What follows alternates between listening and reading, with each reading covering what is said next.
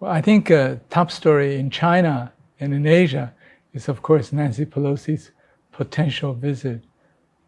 I know. By the time this gets aired, it's going to be decided one way or another. But let's talk about what is her motivation in doing this. I think you know this better than I do. It's all domestic. She's going to probably lose her House Speaker position after the midterms. You know, I was involved in politics.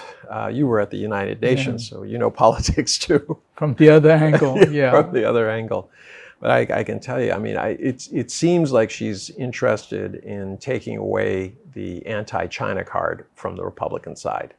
But I don't think that's going to make a difference in terms of the way people are voting. Right now, it's almost 80% of people, their number one issue in the United States is the economy. And on top of that is inflation.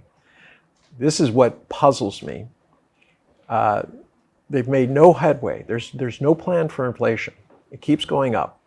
Price of gas, bread, milk, housing, you name it, continues.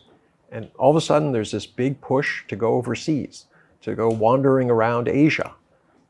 Not only for her to wander around Asia, what about Biden's visit to the Middle East?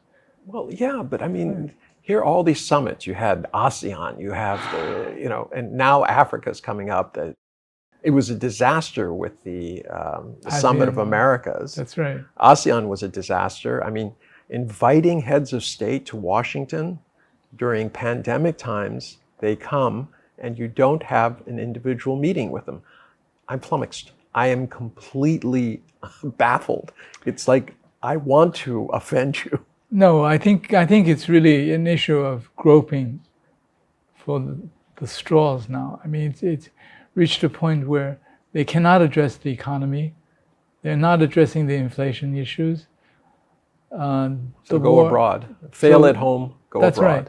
Attack Russia on Ukraine, attack China on Taiwan. Well, yeah, but I mean, how much more can you do to Russia without, I mean, hurting your allies in Europe?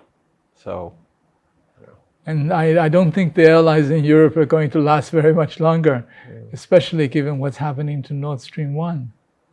A lot of people were taken aback by how strongly the Chinese government spoke out about this issue, about Nancy Pelosi visiting. Now, earlier this month, around the 22nd, they had somebody from the EU Parliament, the president. Vice President, yeah, right. He came. But there wasn't as much fuss. But with Nancy Pelosi, it's really hit a nerve. I mean, I've never seen talk this serious about potentially, you know, going to war. Why? What's your read? I think for the Chinese side, there are two angles to this they have to look at very carefully. Number one, White House is Democrat. Nancy Pelosi is Speaker of the House from the Democratic Party. This could mean a potential shift in the U.S. position on Taiwanese independence. That's one angle. The other angle is that if Nancy Pelosi went and visited, it would open the floodgates for other allies of the U.S. to make big shows. After all, U.S. is still the leading power for the Western countries in the world.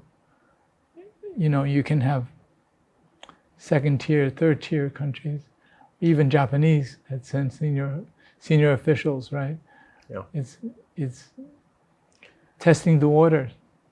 Yeah. But I think it's going to be very, very serious. Well, when this airs, we'll know already by then whether or not something does happen. She might still try something. We're going to have to wait and see. Yeah.